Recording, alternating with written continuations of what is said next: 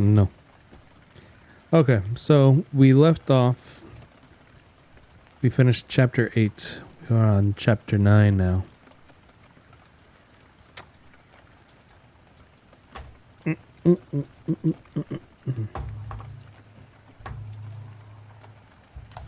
No me diga no. Te voy a decir que no si yo quiero decirte que no.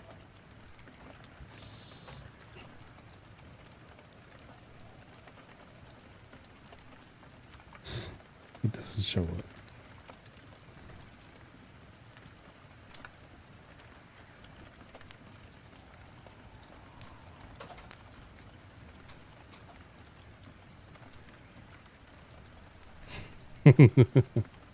Yay! Oh, okay. Nambe. Chapter 9.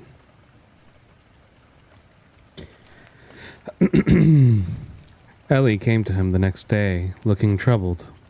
Lewis was working on a model in his study.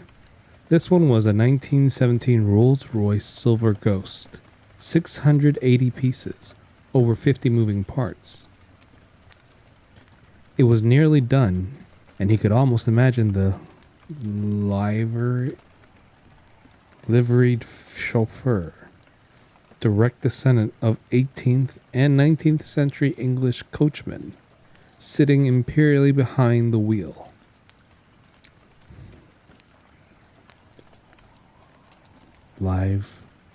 Liveried?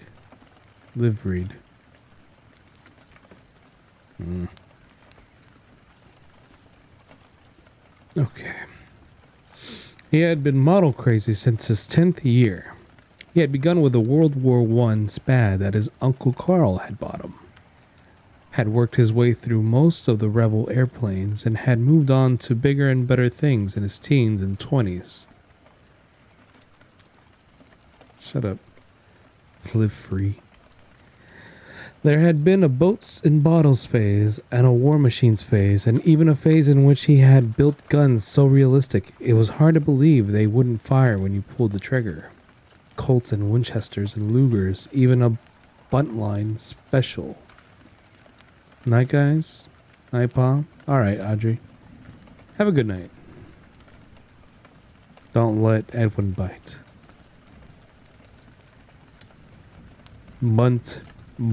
Bunt line special. Over the last 5 years or so, it had been the big cruise ships. A model of the Lusitania.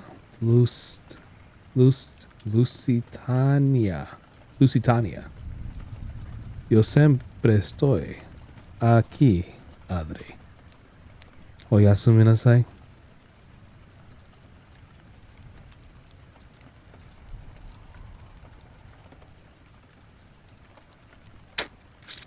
And one of the Titanic sat on his shelves at his university office, and the Andrea Doria, completed just before they left Chicago, was currently cruising the mantelpiece in their living room.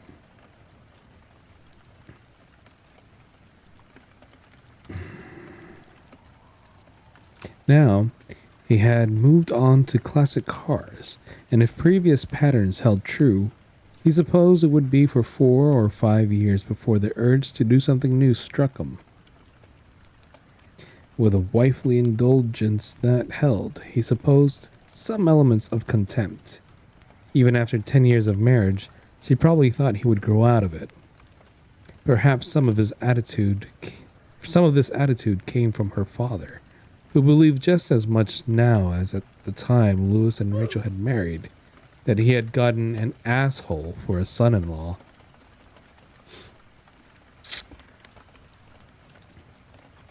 Maybe, he thought. Rachel is right. Maybe I'll just wake up one morning at the age of 37, put all these models in the attic, and take up hang gliding. Meanwhile, Ellie looked serious. Far away, drifting in the clear air, he could hear the perfect Sunday morning sound of church bells calling worshippers. Hi, Dad, she said. Hello, Pumpkin. What's happening? Oh, nothing, she said, but her face said differently. Her face said that plenty was up. and none of it was so hot, thank you very much. Her hair was freshly washed and fell loose to her shoulders. In this light, it was still more blonde than the brown it was inevitably becoming. She was wearing a dress, and it occurred to Louis that his daughter almost always put on a dress on Sundays, although they did not attend church. What are you building? Carefully gluing on a mudguard, he told her. Look at this, he said, carefully handing her a hubcap.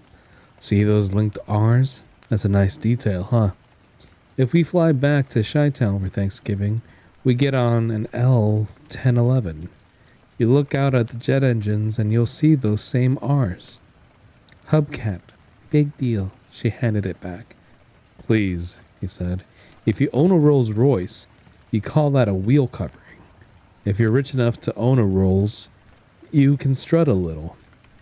When I make my second million, I'm going to buy myself one. Rolls Royce Corniche. Then, when Gage gets carsick, he can throw up into real leather. And just by the way, Ellie, what's on your mind? But it didn't work that way with Ellie. You didn't ask things right out. She was wary of giving too much of herself away. It was a trait Louis admired. Are we rich, Daddy? No, he said. But we're not going away to starve either. Me, Leon. It's a sign we're meant to be together. Huh? Boy, go to sleep. Michael Burns at school says all doctors are rich. Well, you tell Michael Burns at school that lots of doctors get rich, but it takes 20 years. And you don't get rich running a university infirmary. You get rich being a specialist, a gynecologist, or an orthopedist, or a neurologist. They get rich quicker. For utility infielders like me, it takes longer. What the fuck? Why is he digging into his daughter like this? Then why don't you be a specialist, Daddy? Louis thought of his models again, and of the way he had one day just not wanted to build any more warplanes. The way he had likewise gotten tired of tiger tanks and gun placements. The way he had come to believe, almost overnight it seemed in retrospect, that building boats and bottles was pretty dumb. And then he thought of what it would be like to spend your whole life inspecting children's feet for hammer toe, or putting on the thin latex gloves so you could grope along some woman's vaginal thin latex gloves so you could grope along some woman's vaginal canal with one educated finger, feeling for bumps or lesions. Because he doesn't know how to communicate. He cares about her. Okay. I just wouldn't like it, he said. Church came into the office, paused, inspected the situation with his bright green eyes. He leaped silently onto the windowsill and appeared to go to sleep. Ellie glanced at him and frowned, which struck Louis as exceedingly odd. Usually, Ellie looked at Church with an expression of love so sappy, it was almost painful. She began to walk around the office, looking at various models, and in a voice that was nearly casual, she said, "Boy, there were a lot of graves up in the pet cemetery, weren't there?"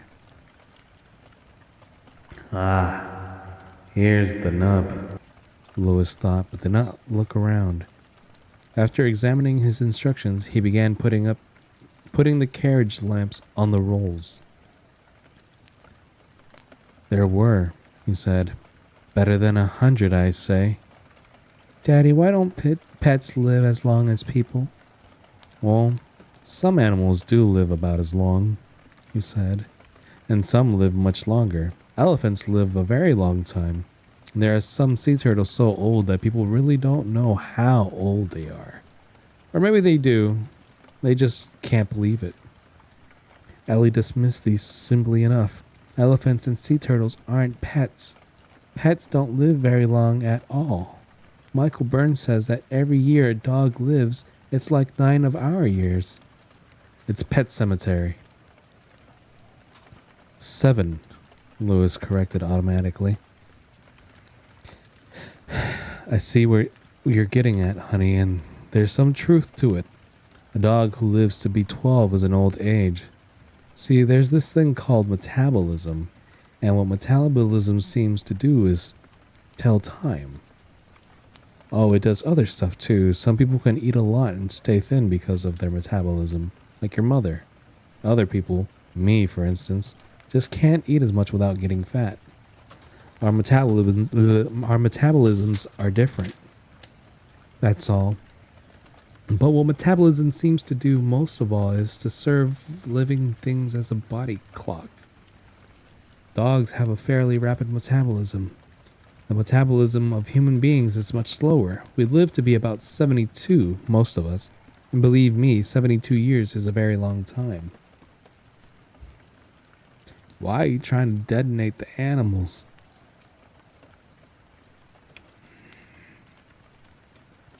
Because Ellie looked really worried, he hoped he had sounded more sincere than he actually felt. He was 35, and it seemed to him that those years had passed as quickly and empirically as a momentary draft under a door. Sea turtles now have an even slower What about cats? Ellie asked and looked at Church again. Damn, love this? Oh, unfine humans are also creatures. More than any of you know. Well, cats live as long as dogs, he said. Mostly, anyway. This was a lie, and he knew it.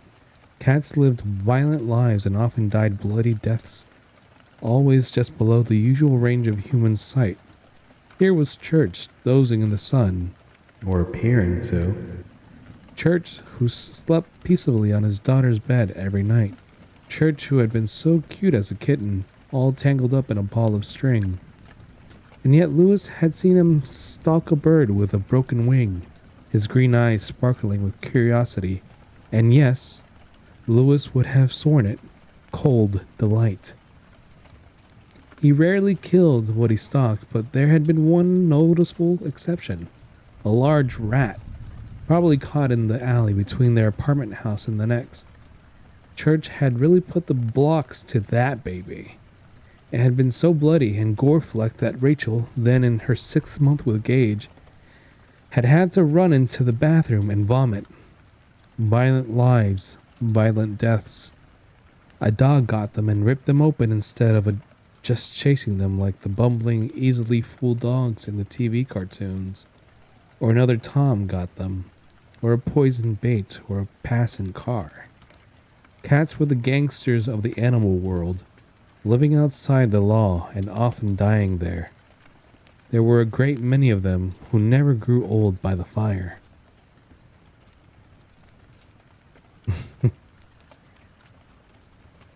It's not the story. It's my older brother telling me a story. Damn. But those were maybe not things to tell your 5-year-old daughter, who was, for the first time, examining the facts of death. I mean, he said, Church is only 3 now, and you're 5. You might still be alive when you're 15, a sophomore in high school, and that's a long time away. It doesn't seem long to me, Ellie said, and now her voice trembled. Not long at all. Lewis gave up the pretense of working on his model and gestured for her to come. She sat on his lap, and he was again struck by her beauty, which was emphasized now by her emotional upset. She was dark-skinned, almost Levantine. Tony Benton, one of the doctors he had worked with in Chicago, used to call her the Indian princess. Honey, he said, if it was up to me, I'd let Church live to be 100, but I don't make the rules. Who does? She asked, and then with infinite scorn, God, God, I don't know who says this. I don't know if it's the daughter or him. God, I suppose. No, it was her. God, I suppose. Lois stifled the urge to laugh. It was too serious. God or somebody, he said. Clocks run down. That's all I know. There are no guarantees, babe. I don't want Church to be like all those dead pets, she burst out, suddenly tearful and furious. I don't want Church to ever be dead. He's my cat. He's not God's cat. Let God have his own cat. Let God have all the damn old cats he wants and kill them all. Church is mine. The fuck? There were footsteps across the kitchen, and Rachel looked in, startled. Ellie was now weeping against Lewis's chest. The horror had been articulated. It was out. Its face had been drawn and could be regarded. Now, even if it could not be changed, it could at least be wept over. Ellie, he said, rocking her. Ellie, Ellie, Church isn't dead. He's right over there, sleeping. But he could be, she wept. He could be any time. He held her and rocked her, believing, rightly or wrongly, that Ellie wept for the very... Well, hold up. Ellie wept for the very intricability of death, its imperviousness to argument or to a little girl's tears, that she wept over its cruel unpredictability, and that she wept because of the human being's wonderful, deadly ability to translate symbols into conclusions that were either fine and noble or blackly terrifying. If all those animals had died and been buried, then Church could die. Anytime. And be buried. And if that could happen to Church, it could happen to her mother, her father, her baby brother, to herself. Death was a vague idea. The pet cemetery was real. And the texture of those rude markers were truths that which even a child's hands could feel. It would be easy to lie at this point, the way he had lied earlier about the life expectancy of tomcats, but a lie would be remembered later and perhaps finally totted up on the report card all children hand into themselves on their parents. His own mother had told him such a lie, an innocuous one about women finding babies in the dewy grass when they really wanted them. And as innocuous as the lie had been, Lewis had never forgiven his mother for telling it, or himself for believing it. Honey, he said, it happens. It's a part of life. It's a bad part, she cried. It's a really bad part. There was no answer for this. She wept. Eventually her tears would stop. It was a necessary first step on the way to making an uneasy peace with a truth that was never going to go away. He held his daughter and listened to church bells on Sunday morning, floating across the September fields, and it was some time after her tears had stopped before he realized that, like Church, she had gone to sleep. There are no more ease. He put her up in her bed and then came downstairs to the kitchen, where Rachel was beating cake batter too hard. He mentioned his surprise that Ellie could just cork off like that in the middle of the morning. It wasn't like her. No, Rachel said, setting the bowl down on the counter with a decisive thump.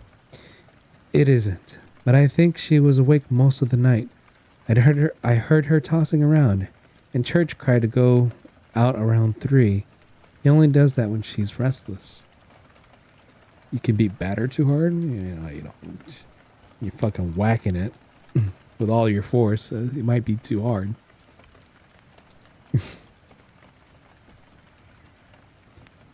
Why would she? Oh, you know why, Rachel said angrily.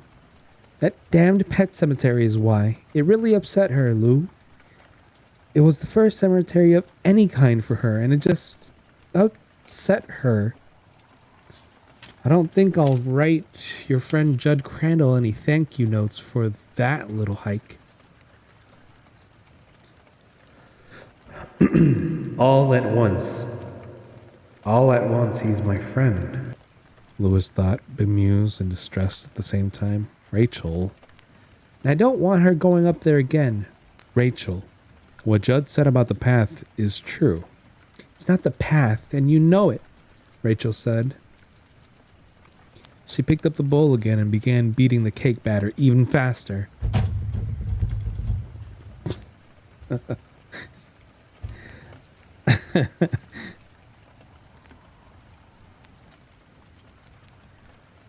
It's that damn place. It's unhealthy. Kids go up there and tending the graves, keeping the path. Fucking morbid is what it is. Whatever disease the kids in this town have. I don't want Ellie to catch it. Lewis stared at her, nonplussed. He more than half suspected that one of the things which had kept their marriage together when it seemed as if each year brought the news that 2 or 3 of their friends' marriages had collapsed was their respect of the mystery. The half-grasped but never spoken idea that maybe, when you got right down to the place where the cheese binds, there was no such thing as marriage, no such thing as union, that each soul stood alone and ultimately defied rationality. That was the mystery. No matter how well you thought you knew your partner, you occasionally ran into blank walls or fell into pits, and sometimes, rarely thank God, you ran into a full-fledged pocket of alien strangeness, something like the clear air turbulence that can buffet an airliner for no reason at all. An attitude or belief that you had never suspected, one so peculiar, at least to you, that it seemed nearly psychotic. And then you trod lightly. If you valued your marriage, and your peace of mind, you tried to remember that anger at such a discovery was the province of fools who really believed it was possible for one mind to know another. Honey, it's just a pet cemetery, he said. The way she was crying in there just now, Rachel said, gesturing toward the door to his office with a battered covered spoon. Do you think it's just a pet cemetery to her? It's gonna leave a scar, Lou. No, she's not going up there anymore. It's not the path, it's the place. Here, she is already thinking of Church is going to die. Yeah, Agua.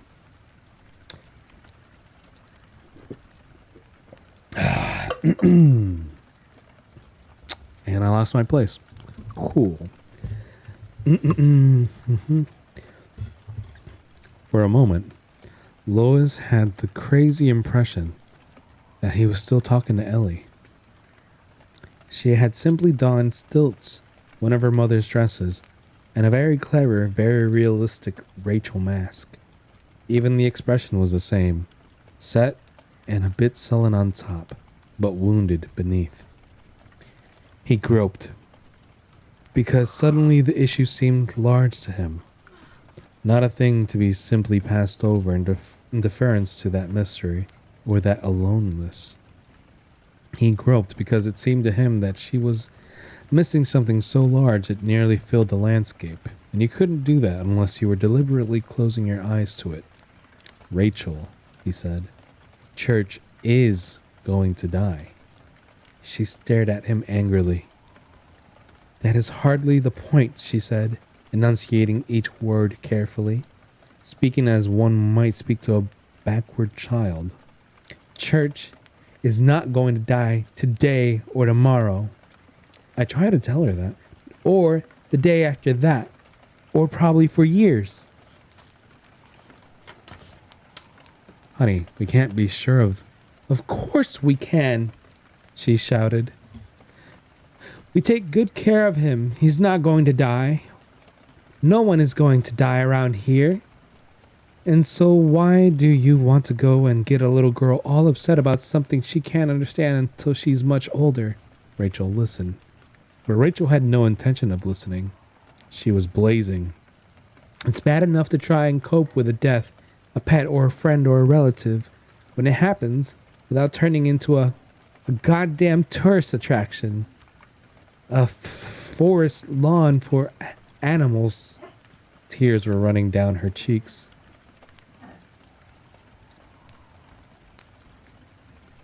Rachel, he said, and tried to put his hands on her shoulders. She shrugged them off in a quick hand. Okay, I gotta take Temmie out. I'll be right back.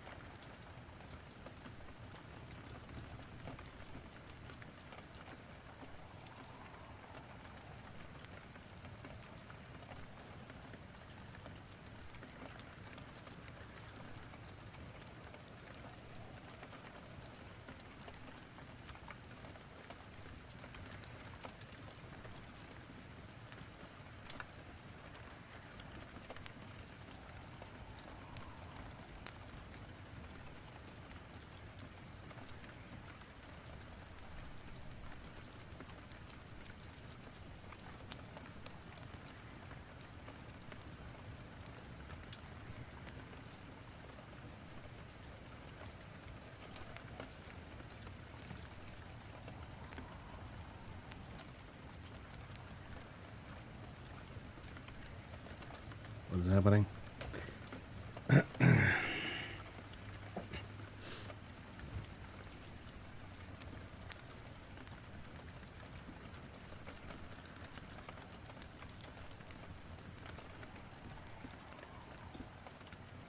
Thank you.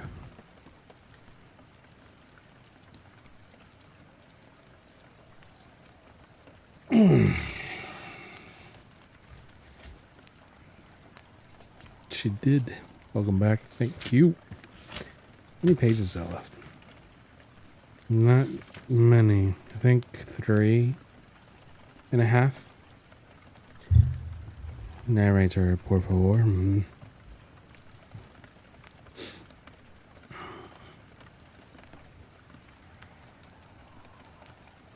Rachel, he said, and tried to put his hands on her shoulders. She shrugged them off.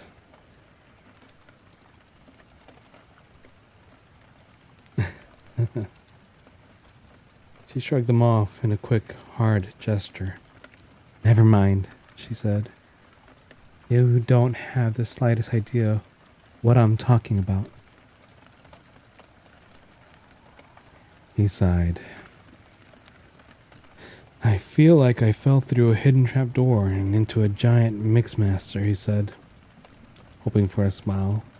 He got none, only her eyes, locked on his, black and blazing. She was furious, he realized. Not just angry, but absolutely furious. Rachel, he said suddenly, not fully sure what he was going to say until he was out. How did you sleep last night? Oh boy, she said scornfully, turning away, but not before he had seen a wounded flicker in her eyes. That's really intelligent. Really intelligent. You never changed, Lewis. When something isn't going right, blame Rachel, right?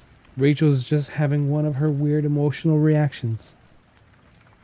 That's not fair. No? She took the bowl of cake batter over to the far counter by the stove and set it down with another bang. She began to grease a cake tin, her lips pressed tightly together. He said patiently, There's nothing wrong with a child finding out about something about death. There's nothing wrong with a child finding out something about death, Rachel.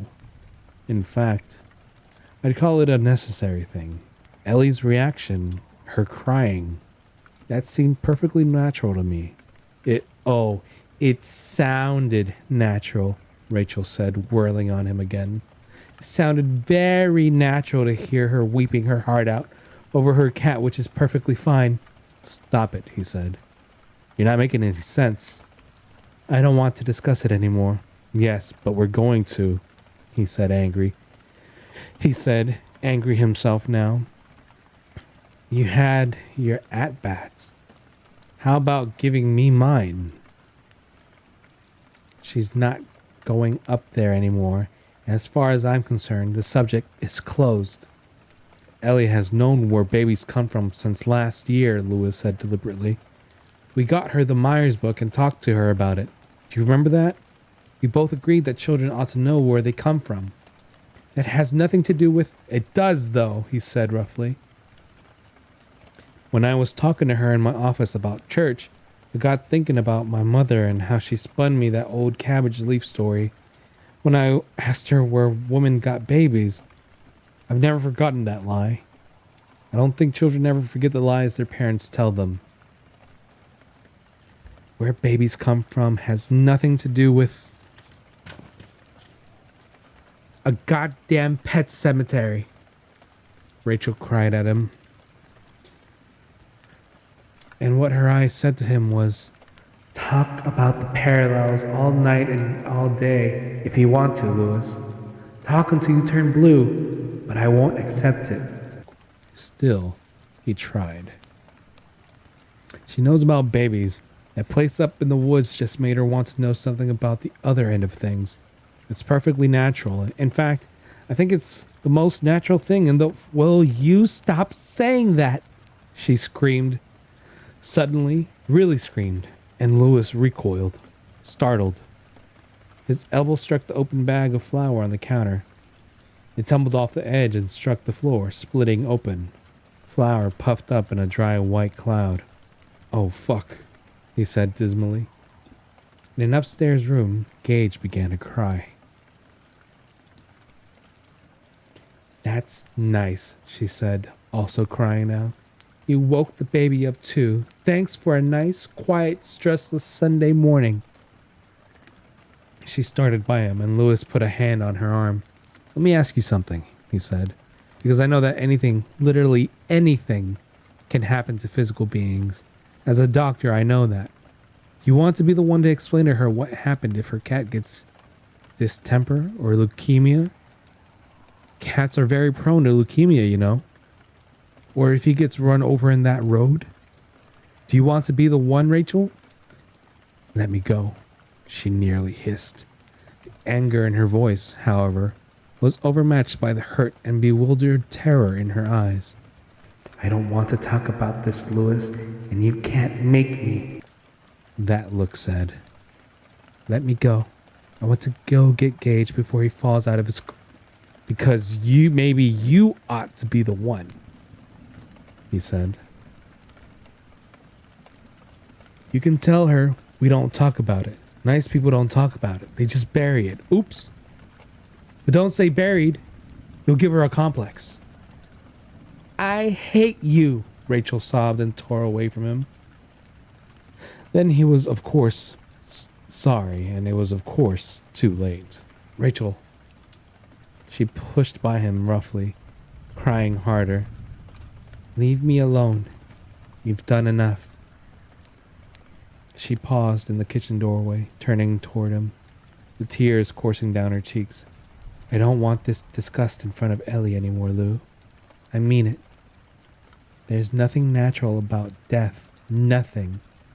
You as a doctor should know that." She whirled and was gone, leaving Lewis in the empty kitchen, which still vibrated with their voices. At last he went to the pantry to get the broom.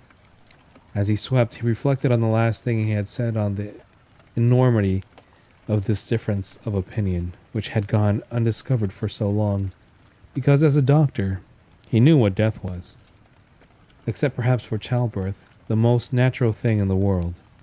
Taxes were not so sure. Human conflicts were not. The conflicts of society were not. Boom and bust were not. In the end, there was only the clock and the markers, which became eroded and nameless in the passage of time. Even sea turtles and the giant sequoias had to buy out someday. "Zelda," he said out loud. "Christ, that must have been bad for her." The question was, should he just let it ride, or should he try to do something about it? He tilted the dustpan over the wastebasket, and flour slid out with a soft boom, powdering the cast-out cartons and used-up cans. And that's the end of Chapter 9.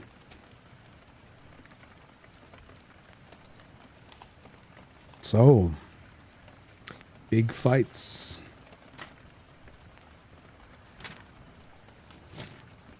Oh shit. ¿Estás cansado? No, but reading takes it out of me. It got really intense.